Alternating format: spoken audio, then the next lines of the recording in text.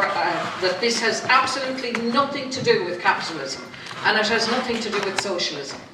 This is about crony corporatism, nothing else. And if we start fighting between ourselves as to left or right, capitalism or socialism, we'll be destroyed and they'll walk away licking their lips. We cannot find ourselves in a situation where we start fighting about the crumbs that are left on the table after they've destroyed our country. So let's try to avoid falling into that pitfall, okay?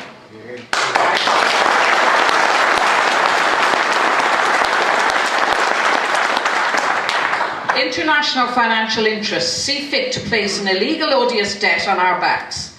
This debt is not our debt, it's illegal under international law. Now they seek to use this indebtedness to rob our resources and take financial advantage of the entire population. A classic move.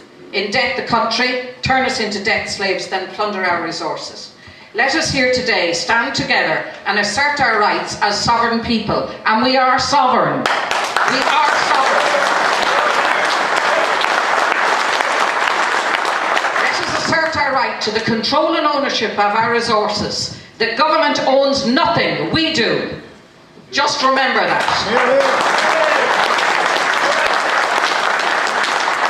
They use buzzwords and fear-based propaganda like water shortages. Well, did you ever? Right. Pollution control. They even dare to take control of our seed, thereby taking control of our very food supply.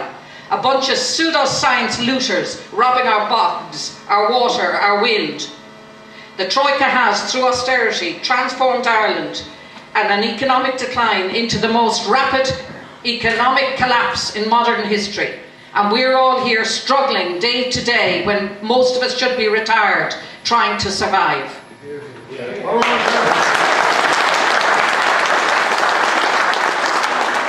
Now, they don't ask us to pay for the very water we drink, they command us to pay for the water we drink, to enrich the very same multinational bankers that robbed us in the first place.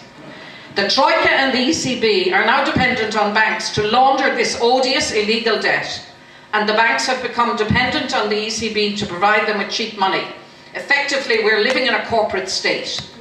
As long as we're content to be lied to, rather than face up to the disgraceful truth, and everyone in this room, we can't do this on our own. Everyone has to stand their ground and take back this country, and take back our resources.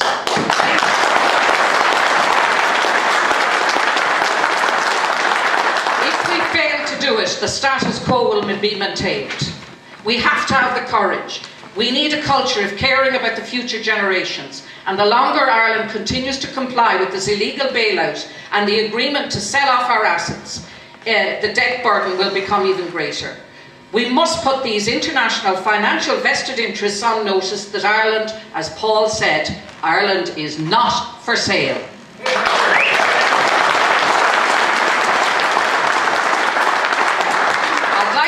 Vote to the floor, and the vote is to notify these people.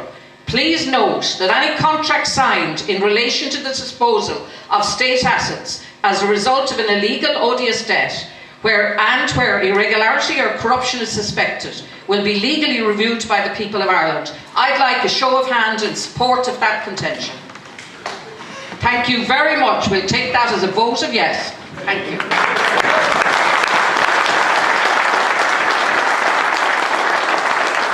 Do we have your permission to place an ad in the newspaper to that effect? Yeah. Thank you. You have 420 million people living in an economic and financial system no one voted for. Ireland has 80% of our laws originating from a body no one voted for. 27 countries have accepted a system that makes China and Zimbabwe look democratic. If Ireland was run by 27 unelected members, there would be an outcry. We have to stand together and take back our country. We were stitched up and we were stitched in by incompetent politicians and international financial thugs. Now it's time for us to stand together, shoulder to shoulder, and very carefully undo their corrupt stitch-up. Thank you.